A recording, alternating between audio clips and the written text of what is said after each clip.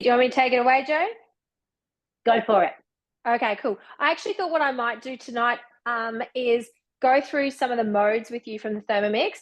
And also what I want to go through is just quickly, and I hope this is okay, Joe, is using Cookie Doo and how it can make your life quicker and what you can do to use filters to find recipes that you can cook quickly. I often use, filters to search for recipes for dinner that is done in under 30 minutes, for example. So I'm going to show you quickly the functions. I'll switch this around. Okay, here we go. Now, can you see that nice and clearly? Awesome. Okay, so this is the screen. This is what you see when you're looking at your Thermomix. When you swipe this way is where you have all your modes. Now, I'm going to run through some of them. Obviously, the scales are what you use when you're weighing stuff. Your Thermomix sensor is an external tool that you can get. If you don't know about the Thermomix sensor, definitely chat to your consultant. I'm not going to run through it now. Chop is an interesting one if you haven't really had a look. So obviously we use our Thermomix to chop, but the great thing about this particular function is you can choose what you want to chop up. So potentially just say, I have some breadcrumbs I want to do and I don't want to pulverize them. You can set it and that way it's going to, so I click set, for example, and then, turn it on to speed 6 and it'll do what I need it to do. So that's really handy because if you go through, you can go back into, if I go back in, you can choose all the different things. They've got like chocolate and beef and crushed ice and all of that sort of stuff. This is really fantastic, guys, if you are someone that a Thermomix is completely new for, because they are a machine that takes time sometimes to get to know and to get confident with. And so using these presets is going to really help you get to know it and get more confident. And then after a while, look, I don't even use these because I don't need to, because I'm so used to using my machines, but they are definitely handy in that instance. Dough is obviously, if you're making dough. Turbo mode is really good for smoothies. Pre-clean, I hope everyone is using your pre-clean. I actually don't pre-clean, I post-clean.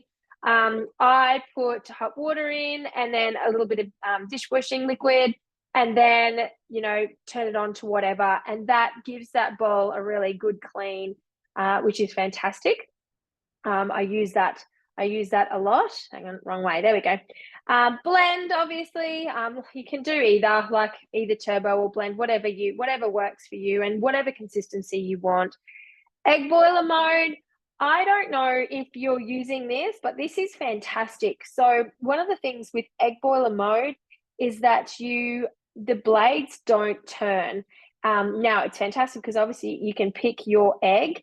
And it does it beautifully. I actually also use egg boiler mode to make pasta in because the blades aren't turning. So that's something to consider as well. But it's great. The kids use it. One of my boys really likes dippy eggs.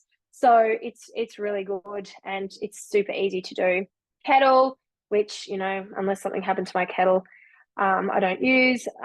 Warm up, so you can warm up the bowl.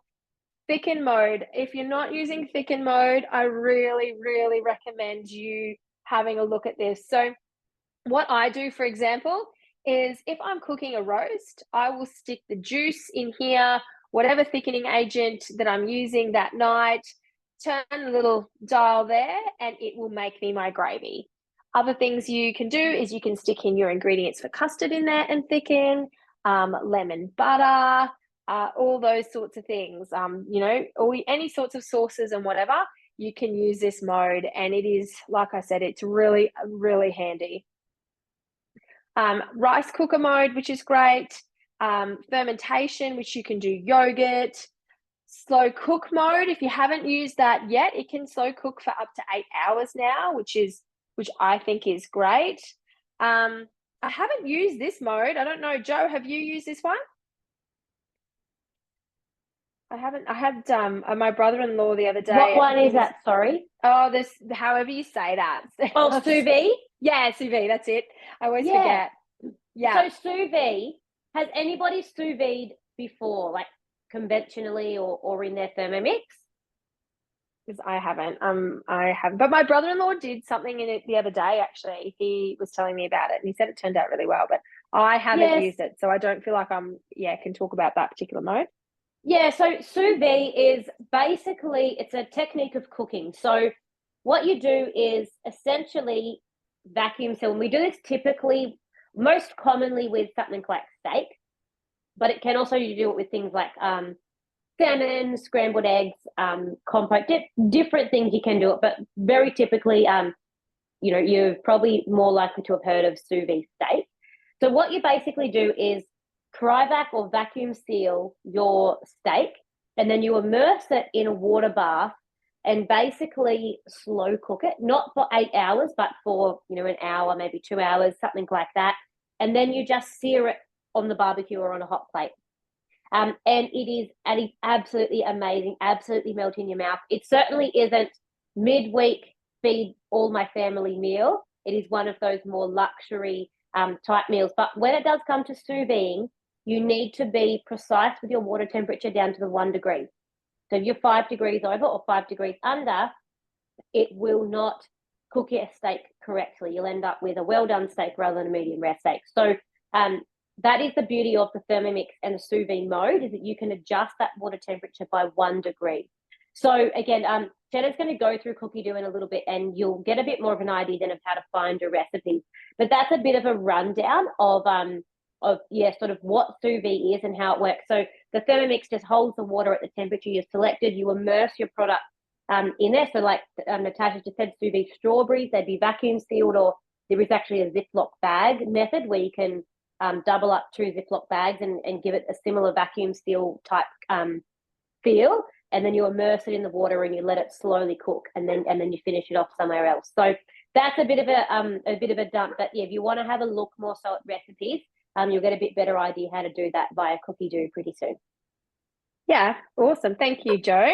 I should need to have a look at that, really. It's on my to-do list. And then we have the peeler, grating and slicing. And so this is when the cutter comes into it. I don't know, does anyone have the cutter? If you don't have the cutter, and if you don't know, you can buy the Thermomix cutter, which will slice the veggies, and it is really great. And if you want to see this in action, you can choose the thick and thin. If you want to see this in action, definitely have a chat to your consultant, because they're very handy. They're very handy, but I won't cover them tonight. Like I said, chat to your consultant. So they are all your modes, and I really encourage you all to have a look at your modes, have a play. Obviously, I need to do a little bit more as well, and that's just the way it goes. But yeah, hopefully, does anyone have any questions on the modes while I'm here?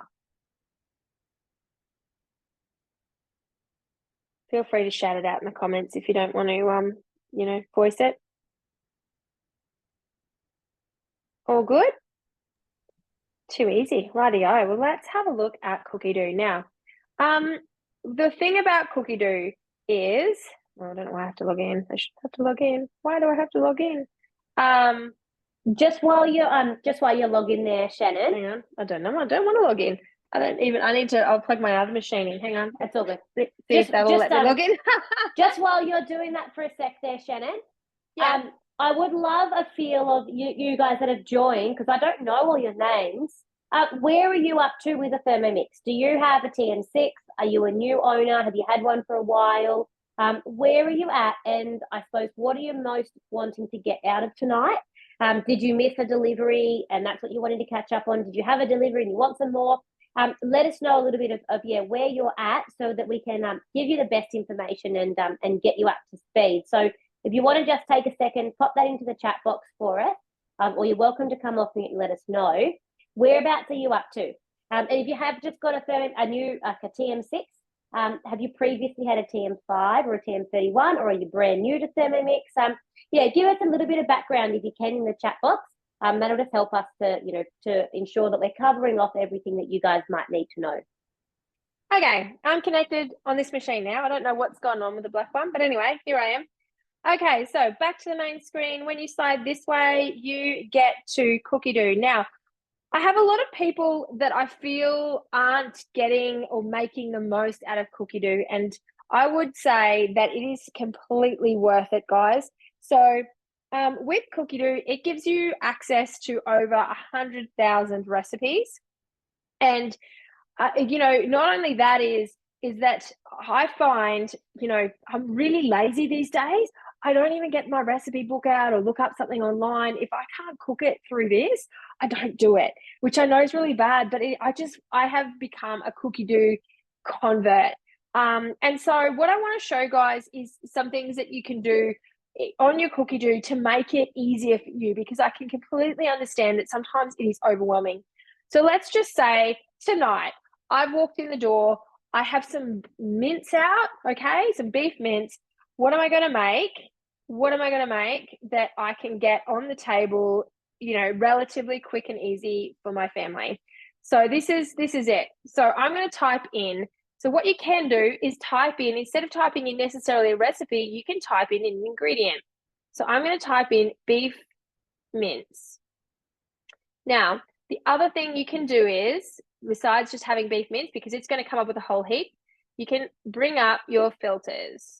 Okay, now, so what you can do with your filters is you can choose if it's a main dish, and then you can also search ingredients, and you can search for particular ingredient, or make sure there's ingredients you can exclude. I mean, to be honest, I think you can really, I know myself and Joe and Tash, and a lot of consultants, we often cook with what we have. So, if we don't have a particular ingredient, we often will substitute it for something else, but you can use that.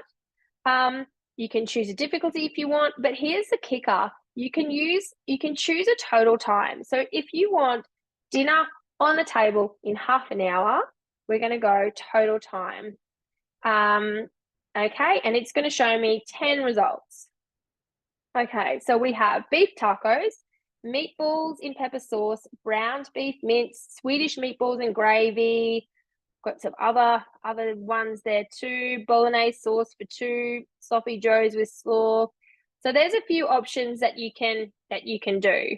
I'm just having a quick, and so then you can always, like I said, you can up it if you want to. You can change the preparation time, portion size, ratings is a big one. I think I really like to cook everything that's over about 4 stars. That's how I do it. But yeah, so that's it. That's a thing you can do. And if we go back, and go back again. Hello. Try and go back. Reset. Go back. Sometimes it's not thinking. Whoops. Now I've gone way too back because I'm impatient. But say I'm going to just search cookie dough. And let's just say we want to just see what there are options for anything that's a total time of dinners. So 30 minutes, and we'll go a main meal. So, and this is with meat. So these are all the meals that are under 30 minutes that you can do. Now, the other thing is, I'm not sure, I would hope that you know this, but if you don't, there is an app for cookie dough. And so what you can do on the app is you can go through and use the same filters, and then you can add recipes to collections. So, for example, for me, when I come into here and I go my recipes, created collections, I have a whole heap of recipes that I've saved. And so say, for example, I go into dinner, and here are all the ones that I've put into my dinner, and we've cooked and I've liked, and so I keep them. And so there's a whole heap in there that I've used, but it just makes it so easy because I can literally just go in and bring them up. Yeah, is there anything you wanted to add, Joe?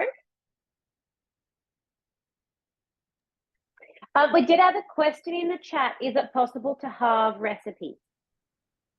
Okay, so this is a good question for Joe. We're talking about, look, so you can adjust the portion size in not all the recipes on Cookie Do. And I might even get Joe, do you know any recipes off the top of your head that you can adjust the portion size? The chunky bolognese is one that I do all the time. You can make it bigger or smaller. Yeah. There you go. So yep. Just while Shannon is finding that, what Shannon means there is all the recipes that go on Cookie Do are triply tested. So we have recipe development kitchens in Australia, and every country that develops recipes has its own Thermomix recipe development kitchen. That means that they create recipes, and then before they publish them, they test them 3 times and make sure that if it says 3 seconds to chop up your onion, 3 seconds will chop your onion to the designated size. So it means that they triple test that everything is going to work. Now, what they started to do, I think last year or the year before, was scale recipes. So they then take, say, this chunky bolognese recipe, they make it bigger, and they do that same process. So they increase all the ingredients and they triply test it and make sure that if you use this, extra amount of mince, this is how much longer it will need to cook for, blah, blah, blah. Same thing with going smaller. Now, not all the recipes have been tested and proven in terms of going bigger and smaller. So with this one, you'll see in a second when Shannon does it, it will be done for you. But some recipes won't have it here as an option to size. And when you click on it, it will say, this hasn't been tested. We can give you estimates. And then you can click yes, and you can get an estimate of what the amounts would be to go bigger or smaller and what the cook times would be. But it hasn't been a proven tested recipe, if that makes sense. So this one here is a proven tested recipe, and Shannon can show you how you know that and what you do with it. Okay, so here is the chunky bolognese. Now, if you haven't seen, when you drop this little arrow down, it's going to show you your ingredients and a bit of the preparation, but also at the top, it's going to tell you it's easy, it's 10 minutes for prep, and total time is 50. But then it also has the serving size portions. So here you can scale it back. So you could do 4, 6, or 8, and then you press apply. And then, so say we were to go 4, for example, apply, and that will then adjust the recipe. And so you can see now that it's adjusted that recipe so that it can have a serving size of 4. I hope that helps. But yeah, guys, like I said, with the Cookie Do, I really think anyway that it's a fantastic tool. Like I said, there's over 100,000 recipes, which is amazing. The other thing you might want to have a look at when you're looking at Cookie Do too, and you might have to do it if you scroll all the way down for your filters, make sure that you're not just on Australian recipes.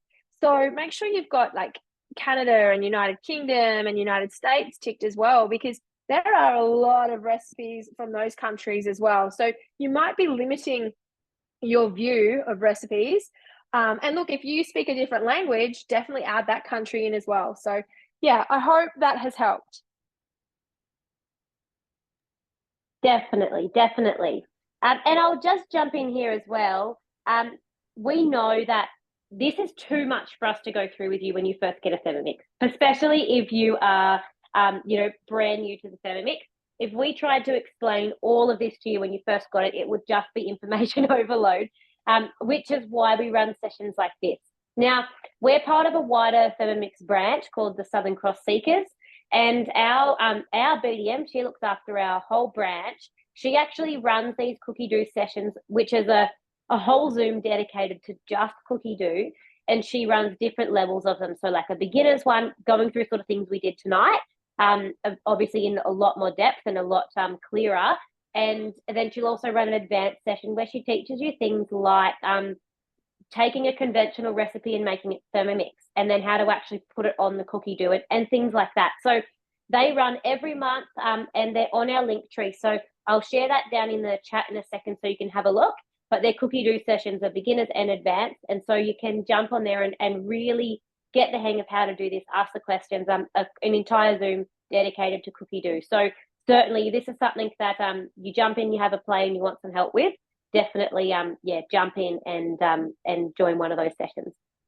There's one there, Sally, for the butter chicken, that it's normal is 4 portion size, but you can drop it down to 2. So I think there's quite a few, just looking, there seems to be quite a few recipes that you can do that.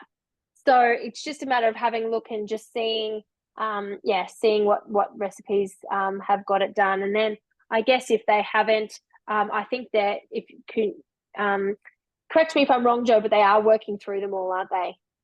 They are, yeah, and the estimates are there. So if it doesn't, if it hasn't been tested, and you know, it'll still give you the estimates, which are generally pretty good. There's sometimes they'll just be maybe the odd funny thing, like if the original recipe was 1 egg and you halve it, it might say half an egg.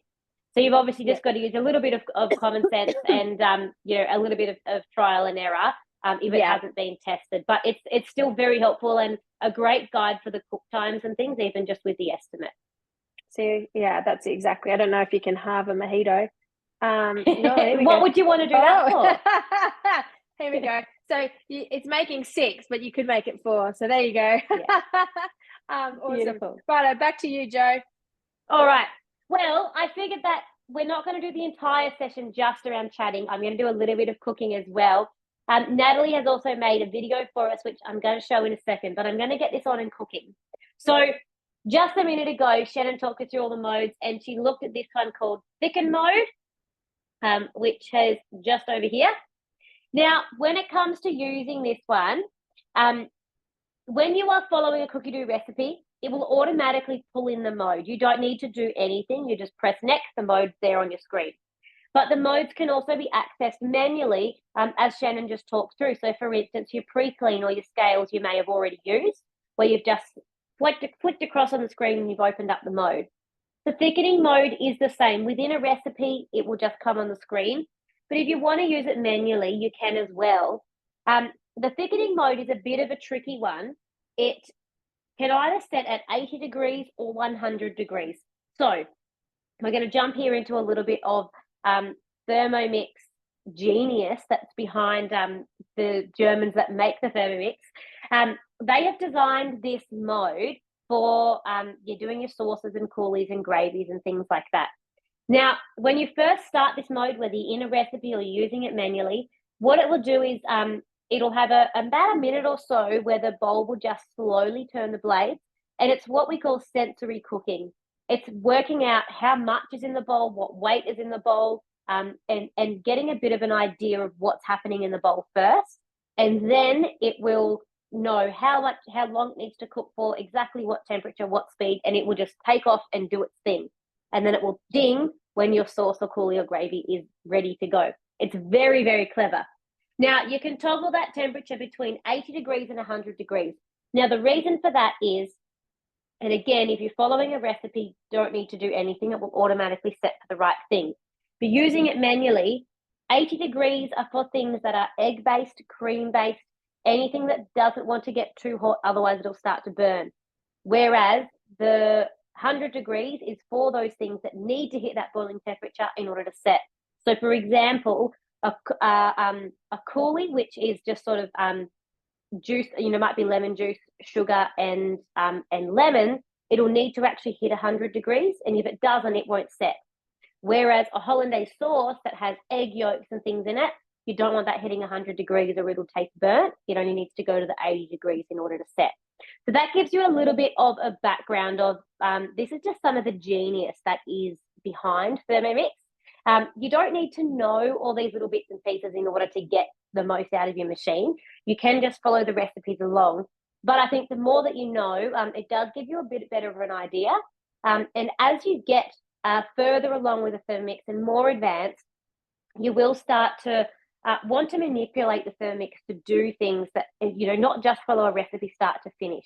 A bit like Shannon mentioned before, if you don't have an ingredient, pop something else in, pinch a step out of that recipe and a step out of that recipe. So start off with the recipes, always our what we encourage you to do. But certainly as you get along and get more confident in cooking, you can do all sorts of things. If you've ever seen one of our chefs, and we have so many chefs throughout Australia that have a Thermomix in their kitchen, it's amazing some of the things that they do, because they just manipulate certain bits and pieces of what it can do and then turn it into a bigger dish. And it's really very cool to learn what they're doing with the Thermomix and how they're making it work for them. So this here is the custard recipe. Now, this is just basic custard, serving 6 to 8 portions. Recipe's all here on the screen. I press start cooking.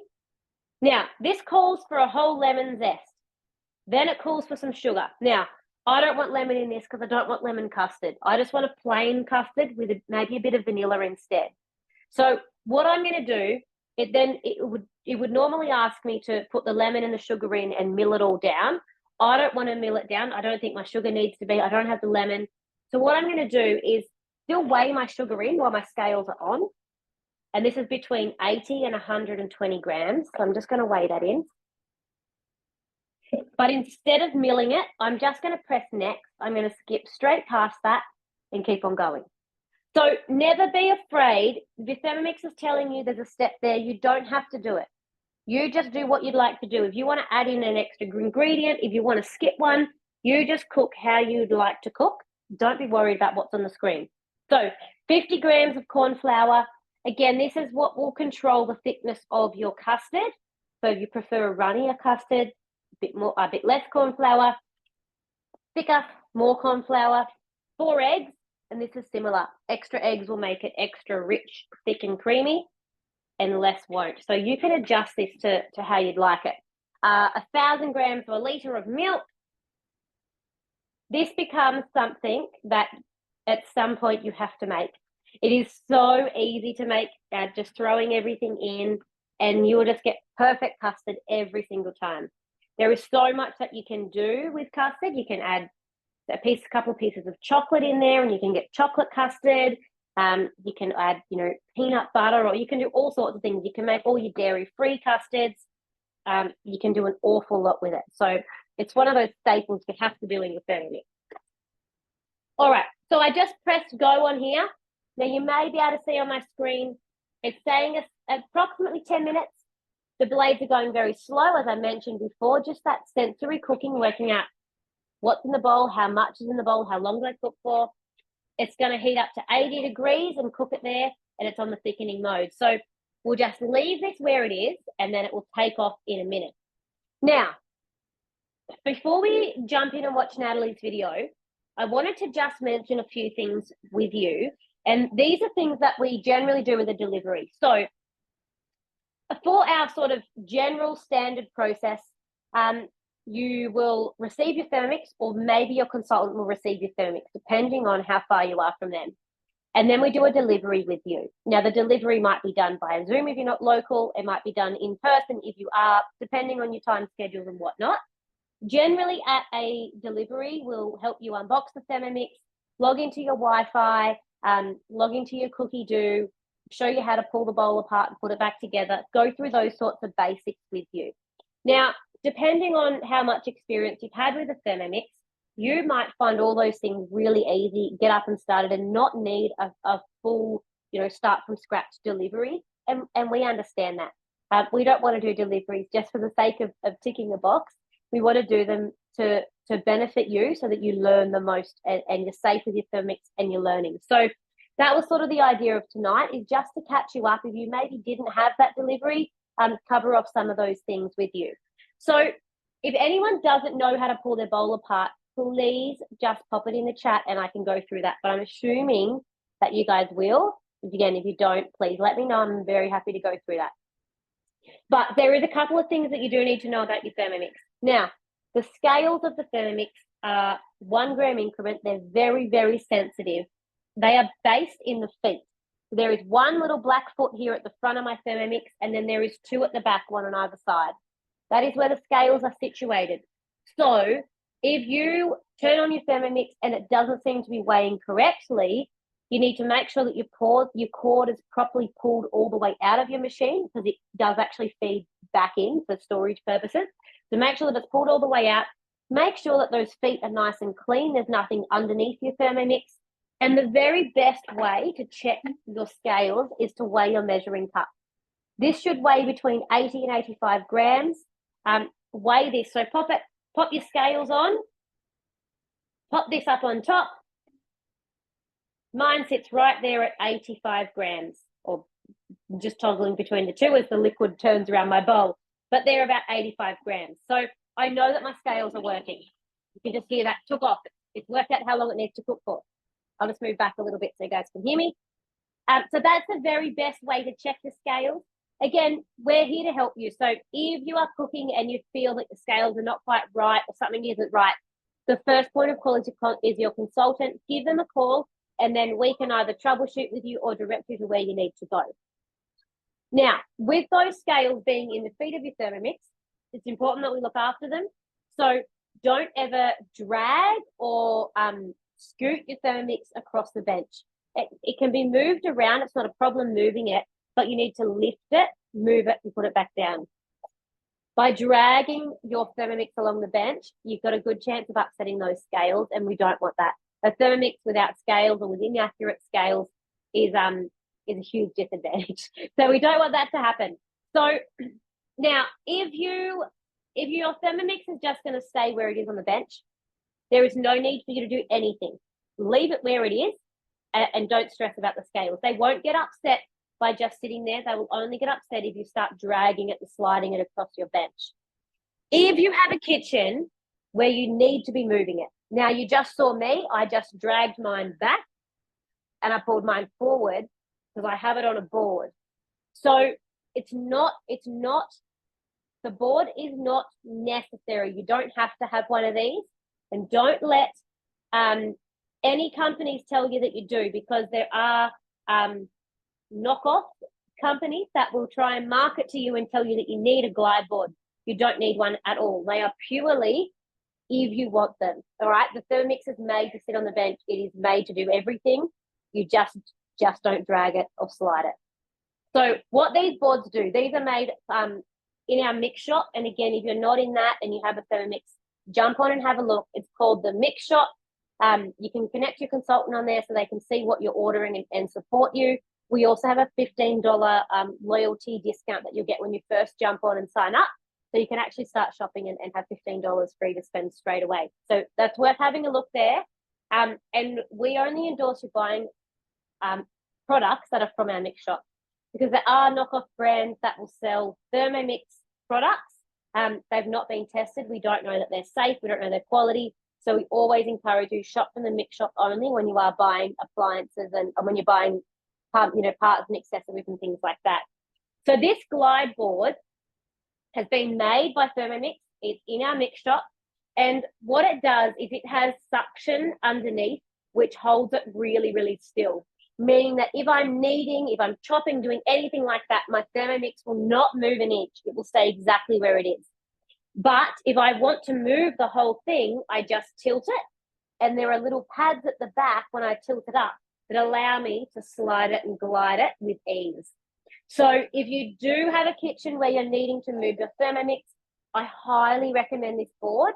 You can buy it in white, black, and in a beechwood as well. And I think all our consultants that have them will recommend them. They are fantastic. But again, they're not necessary. They are an optional extra if you need it in your kitchen. We are certainly not, our team of consultants is certainly not about just selling you stuff for the sake of it.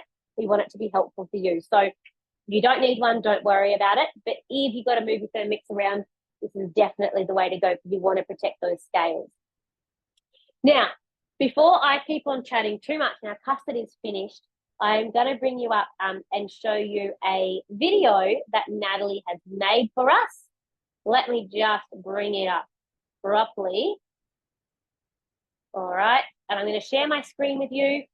This one doesn't have any sound, so don't stress about the sound, but you can see there is words across the screen, so you'll be able to follow along with what Natalie is doing in the video.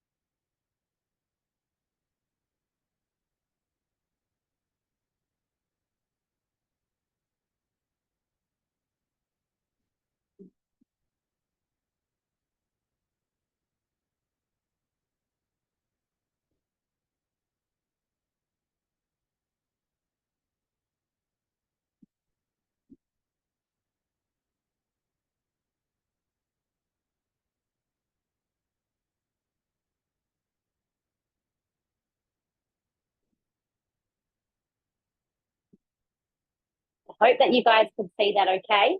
I'd love to know in the chat, I'd love to know in the chat what you thought.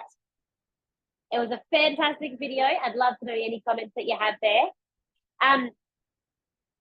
So that in that video, you got to see our steaming basket in use. You got to see our aroma in use and how we can do that layered cooking in the Thermomix. So I hope that that has been a little bit helpful for you. Again, before we finish up, I would love for you to pop any questions into the chat box. Oh, I'm so glad, Carly. I'm so glad it's been helpful. Now, this is very much just one step. So we can't tell you everything. We can't go through high heat and sugar stages and all the different bits and pieces because that would just be too much information and we'd be on here all night. But this is the reason why we run regular things like this in cooking classes, and we always do one-on-ones as well, or smaller demos. So if there is specific things that you want more help with, please reach out to your consultant. I'm just going to pop our link tree right now into the chat box so that you guys can, if you don't already, so that you're aware of what things we have got coming up and you can book into whatever classes you would like. But look, your consultants are always happy to jump on Zoom with you or jump on FaceTime and run you through, cooking in your aroma or cooking with you or whatnot. If you have a friend over and they're curious, we can always quickly FaceTime for 5 minutes and just make something, run through how to use your butterfly or whatever it might be. So please don't hesitate to reach out. If we're not able to jump on Zoom with you, someone else will, or someone else will have a video or another resource that we can share. That's why we all work together as a team so that we can look after everyone. So please don't hesitate to reach out. Jump into that link there in the chat box and see what things we have coming up. Those cooking sessions are on there, plus some other classes and things like that. So look into whatever you feel would be your best next step. And of course, we're always here for those personalized demos for you and a friend or two as well.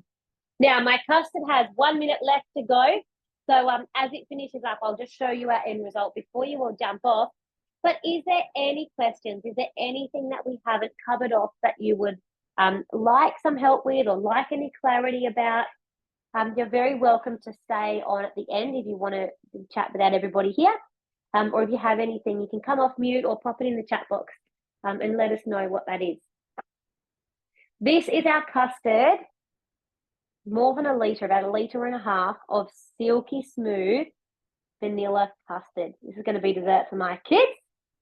And I might even add a little bit of chocolate into the last half of it because they love a bit of chocolate custard the next day as well. So this is one of those really good, quick, sweet treats that kids do hands-free, whether it be Christmas Day when you need a bit of custard to go with your Christmas pudding, or whether it just be, throughout the week like I'm doing tonight for the kids.